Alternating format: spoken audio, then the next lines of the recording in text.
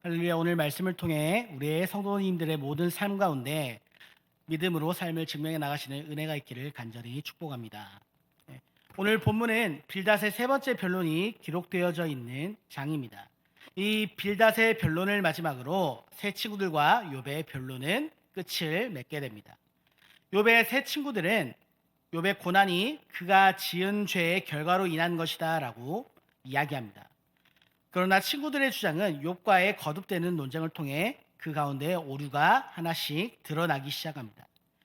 욥의 친구들은 욥과의 논쟁 속에서 오류가 드러나고 자신들의 주장이 설득력을 잃게 되자 더 이상 논쟁을 지속하지 못하고 빌닷의 변론을 끝으로 논쟁이 끝나게 되는 것이죠. 이는 욥의 친구들에게 욥을 정죄해 오던 어떠한 근거도 더 이상 남아있지 않다라는 것을 의미하는 것입니다.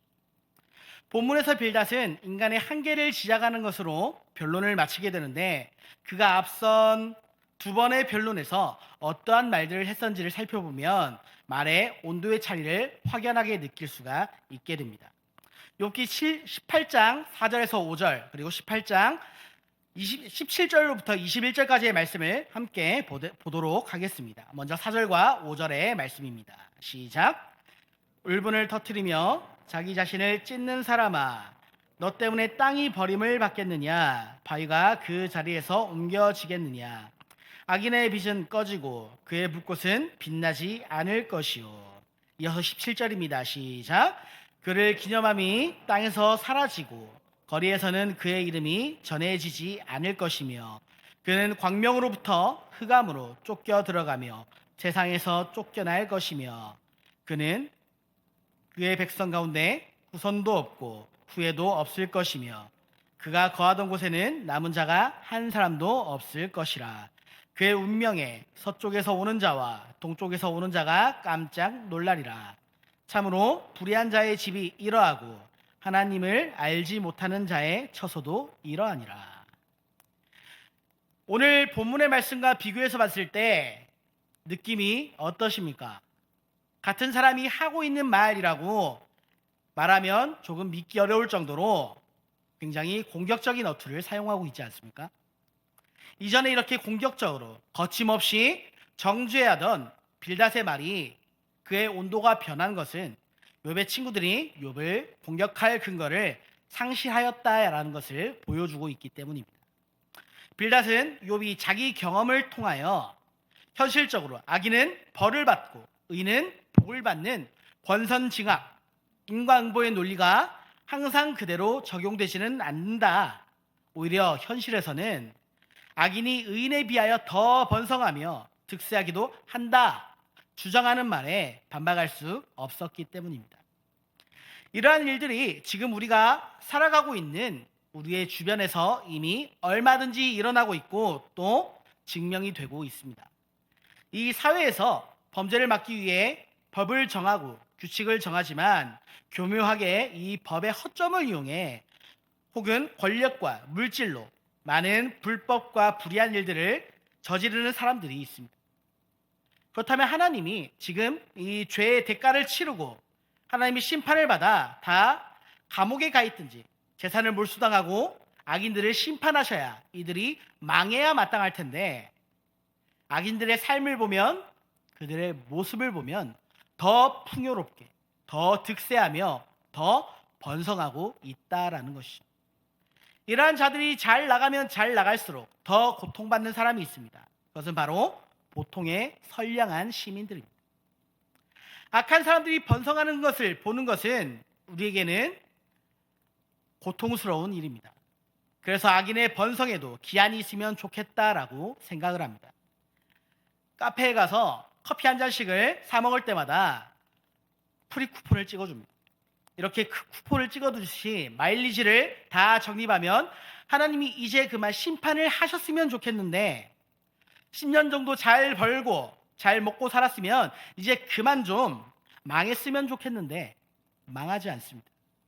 20년 정도 번성하다가 그동안의 죄를 지은 만큼 드라마틱하게 심판을 받아 망하게 되면 하나님의 공의가 살아있다고 춤추고 하나님을 찬양할 텐데 망하지 않아요.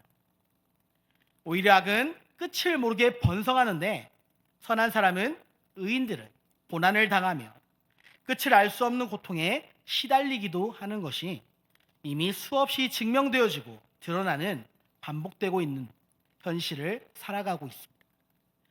욥의 세 친구들이 이러한 사실을 과연 몰랐겠습니까? 정말 몰랐다면 욥의 이러한 주장에 더 불타올라 논쟁을 지속했을 텐데 황급하게 변론을 끝마치는 것을 볼 때 아마도 그들 역시 이것을 느끼고 있었을 것이라, 모르지는 않았을 것이라 생각합니다.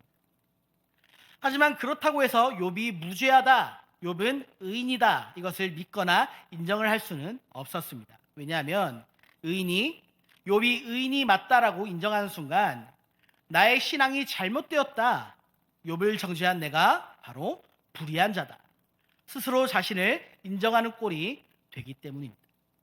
그래서 욥이 자신의 부재를 주장하는 것이 하나님의 주권에 도전하는 행위라고 지적을 하며 하나님의 위대하심과 그에 대비되는 인간의 한계를 지적하고 있습니다. 오늘 우리의 신앙에도 이러한 빌닷과 같이 신앙을 가장한 불신앙의 모습들이 있습니다. 그렇다면 불신앙을 넘어선 신앙의 자리로 나아가기 위해 우리는 어떻게 해야 할까요? 첫 번째는 나의 생각을 버리고 비워야 합니다. 2절의 말씀을 다시 한번 함께 보도록 하겠습니다. 시작. 하나님은 주권과 위엄을 가지셨고 높은 곳에는 화평을 베푸시느니라. 아멘. 빌닷은 하나님이 주권과 위엄을 가지셨다라고 말합니다. 주권이라는 말은 하나님께서 이 세상을 다스리시는 진정한 통치자라는 뜻이에요. 이러한 하나님에 대한 빌닷의 지식에 감히 점수를 매기자면 100점 만점을 줄 수 있을 것 같습니다. 하나님은 천지의 창조주이시며 또 만물의 주인이십니다. 이 땅을 다스리는 인간의 통치자가 있지만 실제적으로 통치하시는 분은 바로 하나님이십니다.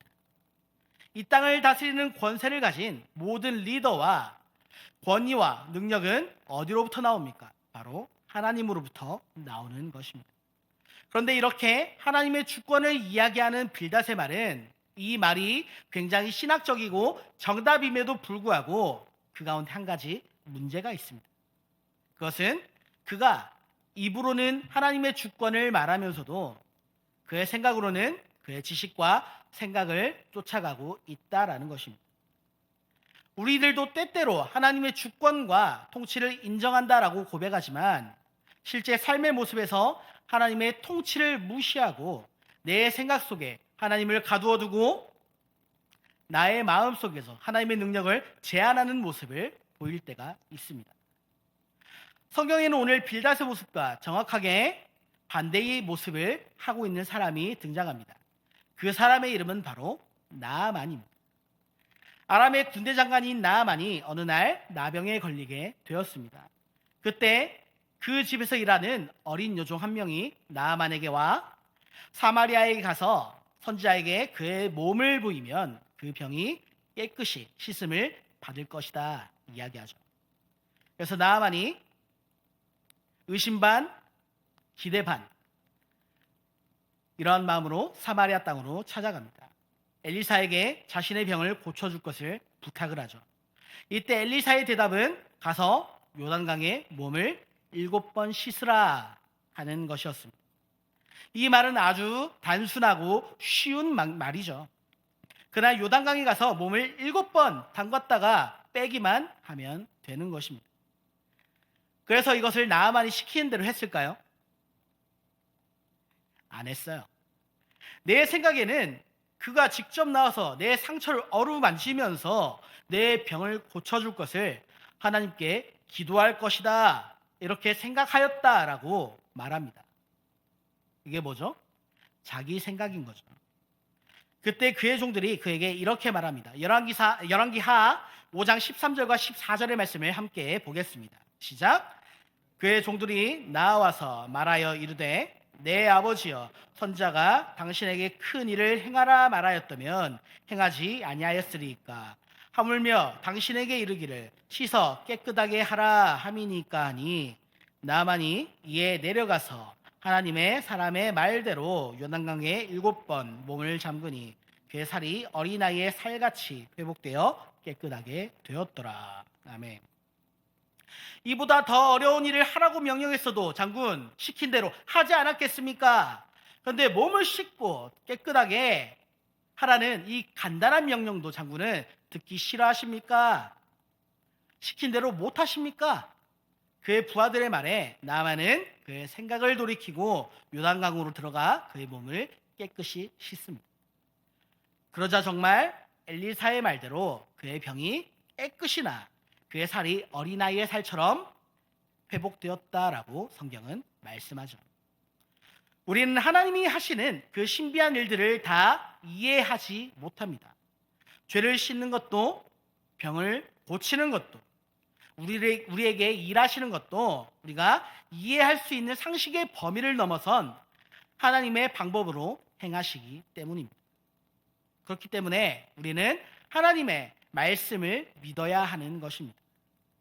그래야 하는데 이해할 수 없기 때문에, 믿겨지지 않기 때문에, 또는 현실적이지 않기 때문에 하나님의 방법을 믿고 신뢰하기보다 우리의 경험과 생각을 따라가는 일들이 자꾸 빈번하게 생겨난다라는 것입니다. 하나님의 말씀보다 우리의 생각이 우선시되면 반드시 그 가운데 문제가 발생합니다. 나아만 장군도 처음엔 자기의 생각을 가지고 그냥 아람으로 돌아가려고 했습니다. 만약 그가 그의 생각을 따라 아람으로 그대로 돌아갔다면 그의 병은 절대 낫지 않았을 것입니다. 자신을 너무 믿지 마십시오. 여러분의 생각이 어떠든지 간에 하나님의 말씀을 믿고 따르시길 축복합니다.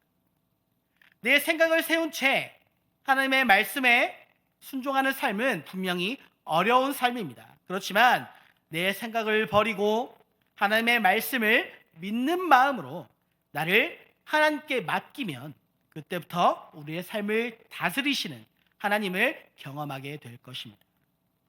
요한복음 13장 2절의 말씀은 이렇게 말씀하고 있습니다. 함께 보시겠습니다. 마귀가 벌써 시몬의 아들 가룟 유다의 마음에 예수를 팔려는 생각을 넣었더라. 가룟 유다가 예수님을 팔 때도 마귀가 유다에게 어떻게 합니까? 생각을 집어넣습니다. 마귀는 늘 우리의 마음속에 우리의 생각을 이용해 하나님을 거역하게 만듭니다. 늘 우리를 시험에 들게 만들고 의심하게 만들고 하나님을 대적하게 만들어 우리를 멸망시키려고 하기 때문입니다. 그러므로 우리 안에 있는 생각들을 믿지 말고 마음의 생각을 버리고 비우시길 바랍니다. 두 번째는 경건한 두려움을 가져야 한다라는 겁니다. 빌닷은 하나님께서 위엄을 가지셨다라고 말합니다. 위엄이라는 뜻을 가진 히브리어 파하드는 놀람, 공포, 두려움이라는 뜻을 가지고 있는데 누군가 두려움의 대상을 지칭할 때 사용하는 단어입니다. 빌닷의 말처럼 두려움은 성도가 하나님을 향해 가져야 할 신앙적인 태도입니다.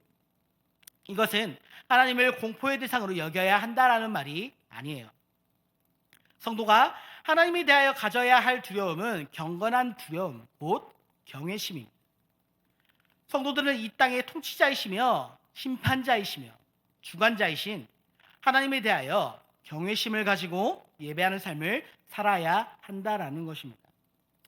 하나님께서 이스라엘을 향하여 나를 경외하며 나의 모든 명령을 지켜서 그들과 그 자손이 영원히 복을 받기를 원하노라 말씀하십니다. 하나님을 경외하고 말씀에 대한 순종이 우리가 땅에서 영원히 복을 받는 방법이라는 말씀입니다. 사람에게 동기를 부여하는 힘이 4가지가 있습니다. 그것은 첫 번째는 두려움, 두 번째는 소망, 세 번째는 믿음, 네 번째는 사랑인데 그 중에 가장 큰 힘으로 작용하는 것이 있습니다. 무엇일까요? 두려움이에요. 두려움은 사람의 행동과 삶에 막대한 영향을 끼칩니다. 그것이 행복의 원인이 될 수도 있고 불행의 원인이 될 수도 있습니다. 두려움 때문에 사업에 실패를 하기도 하고 시험에 떨어지기도 하고 경기에서 패배를 경험하기도 합니다. 우상을 숭배하는 것도 모두가 두려움 가운데에서 시작이 된 것입니다. 모든 종교에는 두려움 때문에 숭배하고 두려움을 극복하기 위하여 숭배하는 신앙적인 요소들이 있습니다. 아리스토텔레스는 카멜레온이 여러 가지 색으로 변하는 이유를 지나친 두려움 때문이다라고 말합니다. 두려움은 카멜레온이 몸 색깔을 자유자재로 바꾸듯이 우리의 믿음과 신념을 쉽게 저버리게 만듭니다. 그러므로 두려움은 하나님을 온전하지 신뢰하지 못하는 불신앙의 한 모습이고 세상과 어둠의 영에 눌려 있다라는 징표가 됩니다. 하지만 두려움에는 또 한 종류의 두려움이 있습니다. 그것은 바로 경건한 두려움입니다. 이것을 경외라고 이야기합니다. 무서움과 공포로서가 아닌 하나님의 주권과 영광을 인정하는 거룩한 두려움을 말하는 것입니다. 그렇기 때문에 경외는 경건한 성도의 의무이자 태도입니다. 이스라엘 사사 시대 말기에 엘리라고 하는 제사장이 있었습니다. 그에게는 두 아들이 있었는데 홈니와 비느하스라는 사람입니다. 그들은 행실이 나빠 하나님을 알지 못했다라고 성경은 말하고 있습니다. 행실이 나쁘다라는 것은 경건하지 못했다라는 이야기고, 알지 못하다라는 것은 하나님이 어떠한 분이신지 이해하지도 못하고 그 권위에 순종하지도 않았다라는 것을 말하는 것입니다. 그들은 제사장의 아들이고 그들 또한 제사장이면서 하나님을 인정하지도 않고 하나님에 대한 경건한 두려움도 없었습니다. 때문에 그들은 하나님께 드려지는 거룩한 제사와 제물을 더럽히고 그것을 이용해 자신들의 재산을 착복하고 하나님이 계시는 성소를 더럽혔습니다. 그들의 이와 같은 태도에 대하여 하나님은 사무엘상 2장 30절의 말씀에서 이렇게 말씀하십니다. 함께 보시겠습니다. 그러므로 이스라엘의 하나님 나 여호와가 말하노라. 내가 전에 내 집과 내 조상의 집이 내 앞에 영원히 행하리라 하였으나 이제 나 여호와가 말하노니 결단코 그렇게 하지 아니하리라. 나를 존중히 여기는 자를 내가 존중히 여기고 나를 멸시하는 자를 내가 경멸하리라. 그리고 이후에 성경은 엘리 제사장과 그의 가문의 대를 끊어버리심으로 하나님을 멸시하고 우습게 여기는 것이 얼마나 참혹한 결과를 가져오는 것인가 자세히 말하고 있습니다. 지금 우리는 하나님을 두려워하지 않는 시대, 하나님을 우습게 여기고 그 존재를 인정하지 않는 시대 가운데 살아가고 있습니다. 기독교인들 중에도 하나님을 경외하는 것처럼 말하고 행동하지만 결코 하나님을 두려워하지 않고 죄 가운데 살아가고 있는 성도들이 있습니다. 시편 2편의 말씀은 하나님께서 시온산에 세우신 왕과 세상의 왕들을 대조하여 말합니다. 하나님께서 세우신 왕과 화평한 자는 하나님의 심판을 받지 않는다라는 내용이 기록되어 있습니다. 특히 11절의 말씀은 그들이 하나님을 섬기는 태도에 대해서 이야기를 하고 있는데 이렇게 기록이 되어 있습니다. 11절 말씀을 보겠습니다. 여호와를 경외함으로 섬기고 떨며 즐거워할지어다. 아멘. 우리가 주님을 섬길 때도 이러한 자세가 필요합니다. 경건한 두려움과 함께 경건한 즐거움으로 하나님을 섬기는 것입니다. 경건한 두려움은 성도가 반드시 갖추어야 할 신앙의 덕목입니다. 성도의 마음에는 하나님을 향한 경건한 두려움이 본능적으로 자리 잡아야 하는 것이죠. 이 두려움 가운데에서 우리가 하나님을 발견할 수 있게 되기 때문이고 이것이 하나님께서 기뻐하시는 경건하고 거룩한 성도의 모습이기 때문입니다. 세 번째는 어떻게 해야 됩니까? 은혜로 살아가야 합니다. 3절의 말씀에서 빌닷은 하나님께서 비추는 광명을 받지 않은 자가 누구냐 말합니다. 이 말은 바꿔 말하면 하나님의 은혜를 입지 않고 살아가는 자는 아무도 없다라는 말이 됩니다. 또 한순간도 하나님의 은혜 없이 살아갈 수 없다라는 말이기도 하죠. 인생에는 누구든지 하나님의 은혜로 살아갑니다.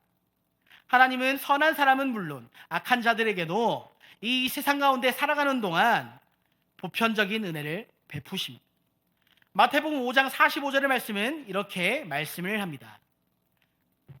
이같이 한즉 하늘에 계신 너희 아버지의 아들이 되리니 이는 하나님이 그의 해를 악인과 선인에게 비추시며 비를 의로운 자와 불의한 자에게 내려 주심이라. 아멘. 우리는 이처럼 선한 사람과 악한 사람에게 차별 없이 내리시는 하나님의 은혜를 일반 은총이라고 이야기합니다. 이러한 하나님의 은총이 없다면 우리는 아무도 이 세상을 살아갈 수가 없을 것입니다. 우리는 누구나 매일 매 순간을 하나님의 은혜로 살아갑니다. 그러므로 하나님의 은혜에 대하여 감사하는 것은 지극히 당연한 것이라고 할 수 있습니다. 물론 하나님을 믿지 않고도 하나님의 은혜를 입고 살아가는 사람들이 있습니다.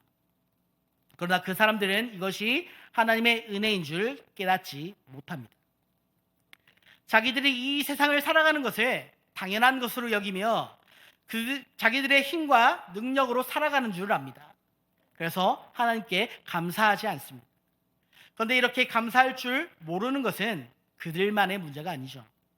하나님을 믿는다고 하는 성도들도 하나님께 감사할 줄 모르는 것이 있습니다. 많은 성도들이 나를 하나님의 백성으로 부르시고 택하시고 구원하신 하나님의 이 특별한 은혜에 대해서 감사합니다. 그러나 일반 은총의 은혜에 대해서 감사하는 일들은 극히 드뭅니다. 성도들 중에도 하나님이 베푸시는 은혜를 인간이 살아가면서 누리는 당연한 권리인 줄 여기시는 분들이 있다라는 것이죠. 햇빛이 비치는 것을 당연하게 여기고 공기가 존재하는 것을 당연하게 생각합니다. 지구가 궤도에 올라 일정하게 자전과 공존을 반복하며 밤낮이 오고 계절이 바뀌며 과실이 익어가는 것을, 자연 질서가 유지가 되는 것을 당연하게 생각합니다.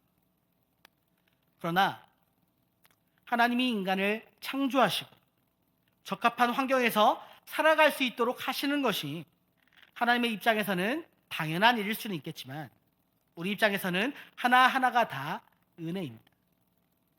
무더운 여름에 덥고 목이 마르니까 엄마에게 아이스크림을 사달라고 애가 떼를 쓰면 아이스크림을 사주는 게 애들한테는 그것이 당연한 것처럼 받아들여지지만 사실 그것이 당연한 것이 아니지 않습니다.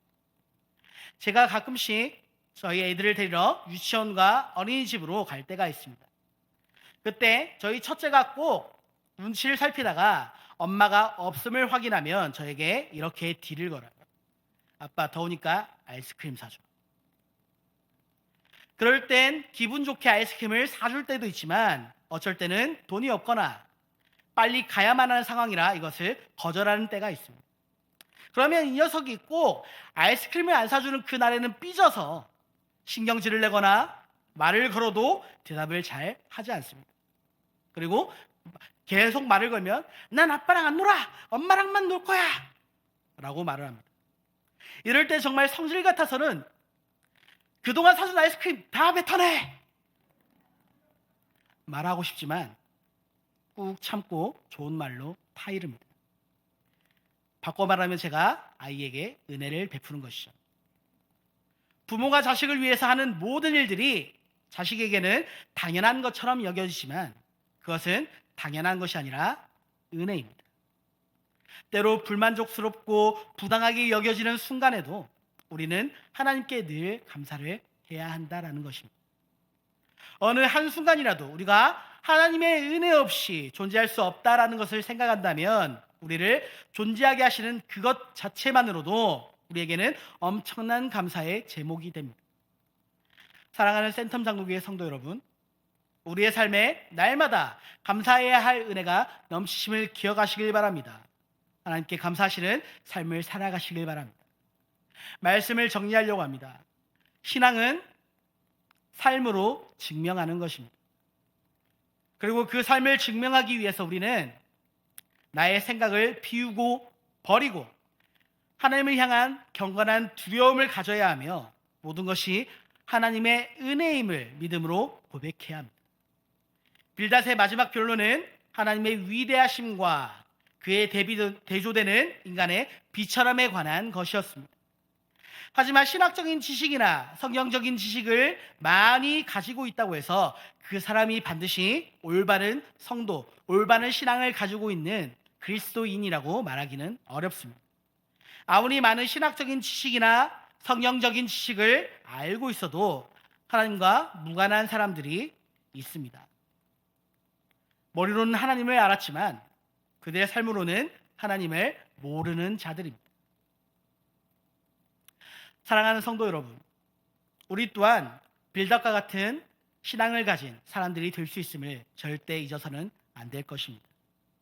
이제 우리가 우리의 머리가 아닌, 우리의 생각이 아닌 우리의 삶으로 우리의 신앙을 증명할 수 있게 되기를 간절히 축복합니다. 함께 기도하시겠습니다.